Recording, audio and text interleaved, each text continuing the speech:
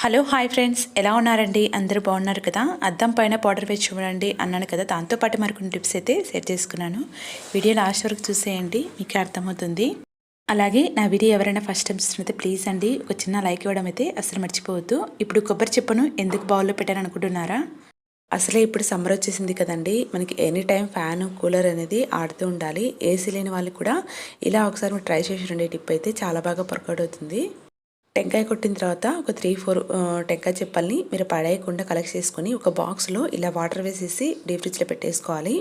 ఇలా కట్టకట్టిన తర్వాత ఒక ప్లేస్లో బెడ్రూమ్లో కానీ హాల్లో కానీ పెట్టేసి మనం ఫ్యాన్ ఆన్ చేసి పెట్టుకున్నామంటే మనకి ఏసీ ఎంత చల్లగా ఉంటుందో సేమ్ ఆ విధంగానే ఉంటుందండి రూమ్ అంతా. కొబ్బరి చిప్పలో వాటర్ వేసి పెట్టామంటే మనకి తొందరగా మెల్ట్ కదండి, ఐస్ అనేది చాలాసేపు ఉంటుంది. ఒకసారి ట్రై చేసి రండి, మీకు అర్థమవుతుంది. ఇప్పుడు నెక్స్ట్ టిప్ చూసేద్దాం. మనకి ఇలాంటి బాక్సెస్ అయితే స్వీట్ తెచ్చుకున్నప్పుడు కానీ నమ్కిన్స్ తెచ్చుకున్నప్పుడు ఇలా వస్తూ ఉంటాయి కదండి, వాటిని మనం పడేయకుండా వీటిని ఈ విధంగా కూడా రీయూజ్ చేసుకోవచ్చు.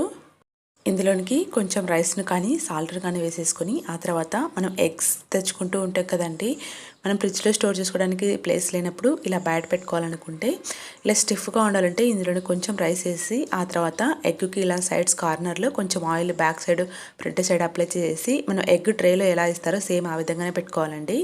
ఇలా ఆయిల్ అప్లై చేసి ఎగ్ ట్రేలో ఏ విధంగా వాళ్ళు స్టోర్ చేసి ఇస్తారో సేమ్ ఆ విధంగా పెట్టుకోవడం వల్ల మనకి చాలా రోజులు బయట పెట్టుకుని కానీ ఫ్రెష్గా ఉంటాయండి. సో యూజ్ కూడా తప్పకుండా ట్రై చేసి చూడండి. అలాగే ఈ టిప్ నచ్చినట్లయితే ఒక చిన్న లైక్ ఇవ్వడం కూడా అసలు మర్చిపోద్దండి. ఇప్పుడు నెక్స్ట్ టిప్ చూసేద్దాం. మనం కొబ్బరి పిచ్చును ఎందుకు పనికిరాదనేసి పడేస్తూ ఉంటాయి కదా, మనం కొబ్బరి పిచ్చును 1 అవర్ పాటు ఎండలో ఉంచేసామంటే మనకు సపరేట్ చేసుకోవడానికి ఈజీగా వచ్చేస్తుంది. ఇలా కొంచెం కొంచెం పీస్ని తీసుకొని కొంబుతో ఇలా దివేసుకున్నామంటే అందులో నుంచి పౌడర్ అనేది సపరేట్ అవుతుందండి. ఆ తర్వాత ఇలా మనకి ఎంత కావాలనుకుంటే అంత సైజులో కొంచెం పీచుని తీసేసుకొని ఇలా మెలకలాగా తిప్పేసుకోవాలి.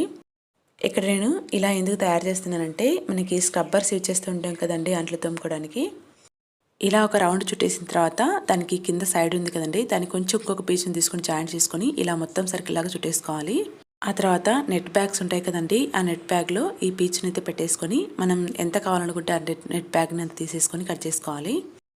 ఇలా లాస్ట్ కవర్ చేసే ముందుగా మనం ఒక్కసారి మ్యాక్స్ బాక్స్తో కాల్ చేసుకున్నామంటే మనకి స్టిఫ్గా ఉండిపోతుంది. ఇలా మొత్తం తయారైపోయిన తర్వాత దీన్ని ఒక 1/2 అవర్ పాటు వాటర్లో ఉంచేసుకోవాలి. డిప్ చేసేసామంటే మనకి స్మూత్గా తయారైపోతుంది. ఆ తర్వాత దీన్ని యూజ్ చేసుకున్నామంటే మనకి స్క్రబ్బర్ ఏ విధంగా అయితే అంట్లు తోముకునేటప్పుడు క్లీన్ అవుతుందో సేమ్ ఆ విధంగానే మనకి చాలా పర్ఫెక్ట్గా క్లీన్ అయిపోతాయండి. అలాగే మనం దీన్ని పూజ సామాగ్రి క్లీన్ చేసుకోవడానికి కూడా సపరేట్ పెట్టేసుకోవచ్చు. సో యూజ్ దొరికితే తప్పకుండా ట్రై చేసి రండి. ఇప్పుడు నెక్స్ట్ టిప్ చూసేద్దాం.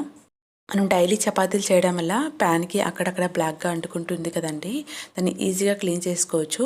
ఇలా ప్యాన్ని మనం సిమ్లో పెట్టేసేసి ఆ తర్వాత ఇందులో కొంచెం సాల్ట్ అలాగే ఐస్ క్యూబ్స్ని వేసేసి ఇలా ఐస్ క్యూబ్స్ యాడ్ చేయడం వల్ల మనకి ప్యాన్ అనేది స్మూత్గా తయారైపోతుందండి. ఆ తర్వాత ఇందులోనే కొంచెం విమ్ జెల్ని వేసేసి మనం ప్యాన్ని క్లీన్ చేసుకున్నామంటే మనకి పర్ఫెక్ట్గా క్లీన్ అయిపోతుందండి. సాల్ట్ అలాగే విమ్ జెల్ అనేది అక్కడక్కడ బ్లాక్గా ఉంటుంది కదా, అది పర్ఫెక్ట్గా రిమూవ్ అయిపోతుంది. ప్యాన్ని ఇలా వీక్లీ 1 టైం క్లీన్ చేసుకున్నామంటే మనకి చపాతీలు అంటుకోకుండా చాలా పర్ఫెక్ట్గా వచ్చేస్తాయి. సో యూజ్ దొరికి తప్పకుండా ట్రై చేసి రండి.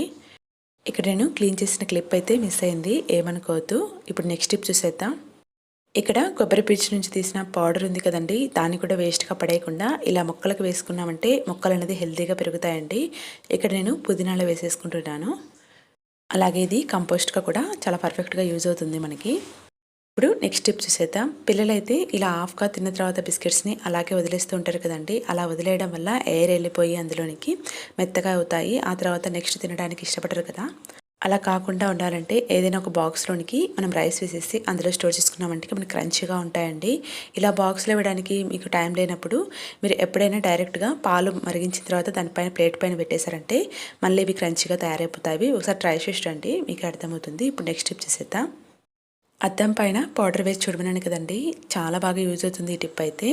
ఇలా చూస్తున్నారు కదా, అద్దం అయితే మనకి ఎన్ని మరకలుగా ఉన్నాయో, ఇది ఆయిల్ మరకలు అలాగే జిడ్డు మరకలాగా ఉన్నాయి కదా, వాటిని కూడా ఈజీగా రిమూవ్ చేసేసుకోవచ్చు. దీనిపైన కొంచెం పౌడర్ అనేది స్ప్రెడ్ చేసేసి మీ దగ్గర న్యూస్ పేపర్ ఉన్నట్లయితే ఆ న్యూస్ పేపర్తో కూడా క్లీన్ చేసుకోవచ్చు అండి. ఇక్కడ నేను పేపర్తో మొత్తము ఈ పౌడర్ని అయితే స్ప్రెడ్ చేస్తున్నాను. ఈ పౌడర్ వేసేసి ఒకసారి స్ప్రెడ్ చేసేసామంటే ఈజీగా దానిపైన ఉన్న జిడ్డు అనేది రిమూవ్ అయిపోతుంది. ఇలా పౌడర్ మొత్తాన్ని స్ప్రెడ్ చేసేసి క్లాత్తో తుడిచేసుకున్నామంటే మనకి పర్ఫెక్ట్గా క్లీన్ అయిపోతుందండి. ఎక్కువ వాటర్ వేసేసి క్లీన్ చేయడం కూడా అసలు అవసరం లేదు. చూస్తున్నారు కదా, డైరెక్ట్గా కొంచెం పౌడర్ వేసేసి మీ దగ్గర న్యూస్ పేపర్ ఉన్నట్లయితే న్యూస్ పేపర్తో క్లీన్ చేసుకున్నా కానీ పర్ఫెక్ట్గా క్లీన్ అయిపోతుందండి. సో యూజ్ తప్పకుండా ట్రై చేసి రండి. అలాగే ఏ టిప్ నచ్చినా కానీ ఒక చిన్న లైక్ ఇవ్వడం అయితే అసలు మర్చిపోదు. Thank you.